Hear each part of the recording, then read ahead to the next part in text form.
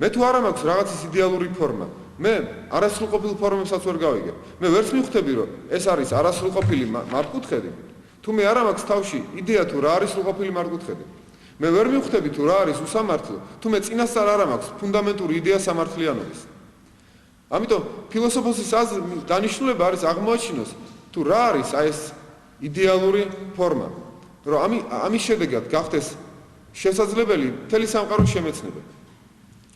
ანუ იდეალური, ისე ვიმეორებ, იდეალური ფორმა თუ არ მაქვს, იდეალური ფორმას თუ არ ჩავწვდი მე ვერც მივხვდები, რომ ეს ფორმები არაიდეალურია. ანუ წინასწარ უნდა მქონდეს გაგება რა არის იდეალური, რომ მივხვდე, რომ სხვა არის ხარვეზიანი. მე თუ არ მაქვს იდეალური ფორმა, მე ვერც გავიგებ სამყაროს რეალობას, მაგრამ მე თუ არ მაქვს იდეალური ფორმა მერხების, მე ვერც ვიტყვი, რომ აი ეს ყველა მერხია. არა უნდა მქონდეს წინასწარ აღებული იდეალური ფორმა. რას გულისხმობ, რომ ეს ცალკეული მერხები ყველა მერხებია. მერხები განსხვავდება რაღაცით ერთმანეთისაგან. ზოგი დასრულია, ზოგი ყვითელია, ზოგი რაღაც, მაგრამ რაღაც აქვს საერთო, იდეალური. აი ეს იდეალური მე წინასწარ უნდა ვიცოდე, ის ფორმა, რომ შევიცნო, აი ეს რეალობა როგორც მერხი. ანუ უნდა ვატარებდე ამ იდეას შენ თავში წინასწარ, იდეალური მერხის იდეა. აი დაახლოებით ერთი მაგალითი მინდა მოგიყვანოთ. ერთხელ ბელგიიდან გადავდიოდი ჰოლანდიაში ჩემ ბელგიელ მეგობართან ერთად ავტობუსი. და მითხრა აი ბელგია ეხლა რომ გადავალთო ჰოლანდიაშიო, ძალიან დიდ კონტრასტს დაინახავ.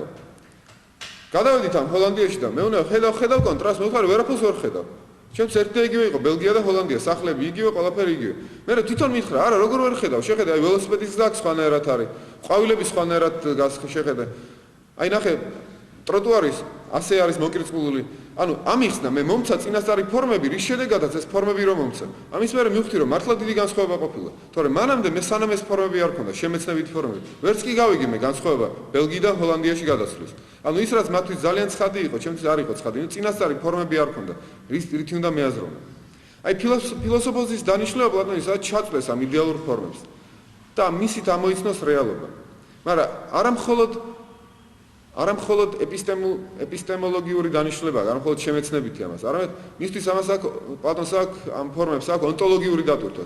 მათ აქვს ონტოლოგიური პირველობა ხარვეზიან ფორმებთან შედარებით. ანუ ის რეალურად უფრო მეტი რეალობა აქვს მათ, უფრო ფუნდამენტური რეალობა, ვიდრე მათ აჩრდილებს მატერიალურ სამყაროში.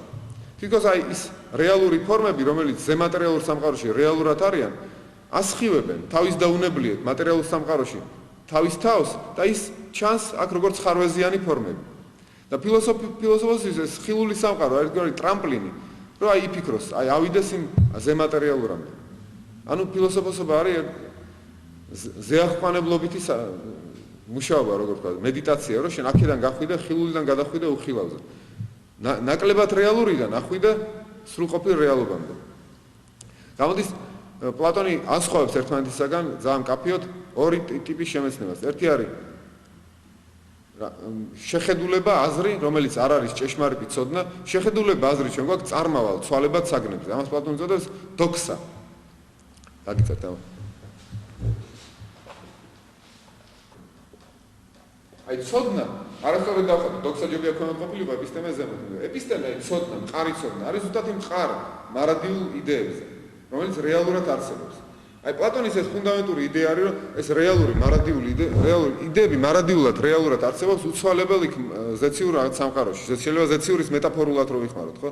არა ფიზიკურ ზეცაში, არამედ აი ინტელექტუალურ გონიერ ზეცაში არსებულ სამყაროში, რომელიც რეალურად არსებობს. და ჩვენ უნდა გავაკეთოთ მედიტაცია ხილულიდან უხილავამდე. აი არისტოტელე აქ გაემიჯნა პლატონს. არისტოტელეს აზრით არ არსებობს იდეები ზეციურ სამყაროში. არამედ იდეები ყოველთვის მატერიასთან ერთად არის. და შემდეგ შუა საუკუნეებში გაიყვნენ შუა საუკუნეების ფილოსოფოსები ორ პლატონისტებად და არისტოტელიკოსებად. პლატონისტებს ერქვათ რეალისტები, ვისაც სწამდა იდეების რეალური არსებობა, არამატერიალური არსებობა დამოუკიდებელი მატერიისაგან და ნომინალისტები, რომელთაც მიაჩნდათ, რომ იდეები მხოლოდ და მხოლოდ განყენება კონკრეტული საგნებიდან. მაგალითად მე ვხედავ სხვა ბევრი ცხენი ვნახე და მათ შორის საერთოთვისება დავადგინე და იმ საერთოთვისებას დავარქვი ცხენობა, ცხენი. მაგრამ ის ცხენობა თავისთავად არ არსებობს. ის არის მხოლოდ ჩემი გამოყვანილი სხვადასხვა ერთნაირი მსგავსი ცხენიდან. ამათ ქვიათ ნომინალისტები, რომ ეს მხოლოდ სახელებია, რომელსაც ონტოლოგიური ზემატერიალური არსებობა არ აქვს. პლატონის მათ აქვს ონტოლოგიური ზემატერიალური არსებობა. ეს არნიშნავს, რომ ისინი ქმნიან, ბადებენ მატერიალურ საგნებს. პლატონის შექმნის იდეა არ არის პლატონთან. მატერია ისევე თანამარადიულია იმ იდეების, მაგრამ ის უბრალოდ უფრო ფუნდამენტურია და უფრო მეტად რეალურია, ვიდრე ეს კვაზი რეალური მატერია, რომელიც იცვლება. უცვლელი უფრო რეალური არის, ვიდრე ცვალებადი. ფილოსოფიის დანიშნულებაა თავისი სულის ნამდვილი ბინა იპოვოს და ნამდვილი ბინა სულის და გონების არის აი ჭრეტა ამ იდეების, ამ ობიექტური ჭეშმარიტების ჭრეტა. თითქოს აი მატერიალური სამყარო მას მეცნიერულად არ ჭირდება რომ შეისწავლოს მატერიალური სამყარო. მას მატერიალური სამყარო ჭირდება ხოლმე როგორც ტრამპლინი უხილავისთვის და ზემატერიალურისთვის. ფიზიკური ჭირდება მეტაფიზიკურისთვის. ანუ ფიზიკური არის ხილული გზნობადი, მეტაფიზიკური არის ზეგრძნობადი. ანუ ფიზიკური არის ჩემი ტრამპლინი რომ ავიდე ზეგრძნობადამდე, მეტაფიზიკურამდე. გამოდის ეს არის არ არის პლატონი მიდრეკილი მეცნიერულად შეისწავლოს სამყარო. განსხვავებით არისტოტელესაგან. არისტოტელე მეცნიერული აი თანამედროვე მეცნიერებასთან უფრო ახლოს არის. სამყაროს სწავლობს როგორც სამყაროს, არა? რა თქმა უნდა, მისი მიზანიც მეტაფიზიკაა საბოლოოდ, მაგრამ უფრო მეცნიერულია ვიდრე პლატონი. ანუ თავისთავად აინტერესებს ხილული სამყარო. ეხლა პლატონი ამ იდეების სამყაროში გადასვლასთან დაკავშირებით აქვს ძალიან ცნობილი მითი გამოქვაბულის შესახებ. რა არის ეს პლატონის მითი გამოქვაბულის შესახებ? ესა მისი სახელმწიფოს მე-7 წიგნში. სახელმწიფოს მე-7 წიგნში არის აღწერილი როგორ გადის ფილოსოფოსი გამოქვაბულიდან ამ გარეთ მზის შუქზე.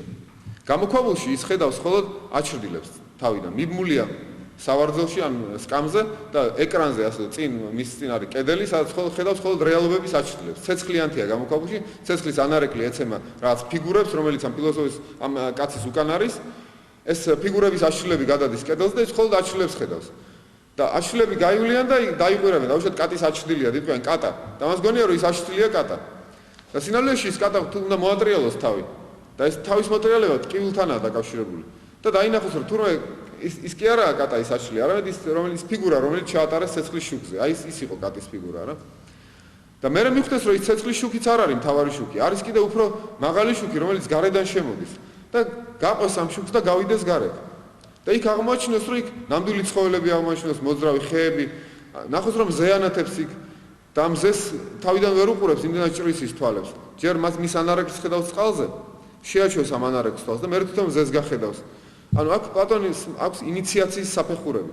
ანუ შენ გრადაციებია ფილოსოფიური შემეცნების. თანდათანობით შენ ადიხარ ფიზიკურიდან მეტაფიზიკურამდე. და იქ მზე არის როგორც ჩვენთან არის ფიზიკური მზე, იქ გონებით სამყაროშიც არის ეგეთივე მზე. და ეს მზე პლატონისაა სიკეთის იდეა. ანუ სიკეთის ღმერთი, ასე პლატონის ღმერთი. ეს არ არის პიროვნული ღმერთი. შენ ვერ ილოცებ ამ ღმერთის მიმართ დაუშვებ, ვერ ეტყვი მამაო ჩვენოს ამ ღმერთს.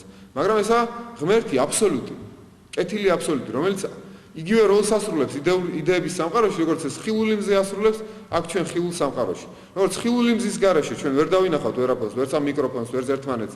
ასევე იმ სიკეთის იდეის გარეშე ჩვენ ვერც ერთ სხვა იდეას ვერ გავიგებთ. ისი დანათის ყველა სხვა იდეას, სიკეთის იდეა. ხანდახან ის ამბობს, რომ ეს სიკეთის იდეაც არ არის, რაღაცა ყოფიერების მიღმა არის, ზეარსი არის.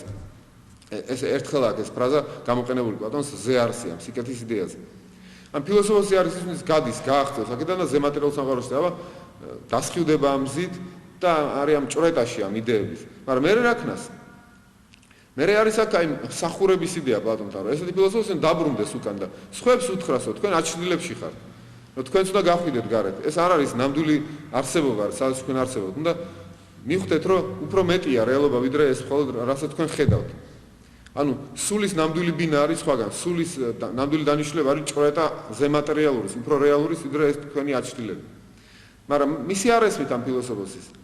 აი როგორც სოკრატე მოკლეს, ისე შეიძლება ეს ღმერთში ამოსული ფილოსოფოსი მოკლან. პლატონი პირდაპირ შეიძლება ჯვარსაცვან, შეიძლება დასცინონ. იმიტომ რომ ისეთ რაღაცებს ამბობს, რაც გაუგებარია მათთვის. მაგრამ მაინც პლატონს მიაჩნია, რომ გაუგებარია თუ გასაგები უნდა დაბრუნდეს ის და ასწავლოს. ანუ სამოქალაქო როლის ყოველთვის ხედავდა პლატონი ფილოსოფიაში სამოქალაქო როლს. არ უნდა გაემიჯნო, მისტიკურ ჭრეტაში არ უნდა გადავარდე, არამედ მოქმედი უნდა იყო. რაღაცა ქმედითი როლი შეიტანო სამოქალაქო ცხოვრებაში. სხვა შეიძლება მე არის რუსთაველთანაც კარგად არის, ხო? ძალიან პლატონისტია რუსთაველიც. მაგრამ ამავე დროს არის ქმედითობის გადაგებელი, არა? არავიქ მცოდნა რას მარგებს ფილოსოფოსთა ბრძნობისა. მაგრამ იქაც არის ეს ზეციურ იდეებზე რუსთაველიც ლაპარაკობს პეტრიცის გავლენით, არა? პეტრიცი იყო შემომტანი პლატონიზმის საქართველოში.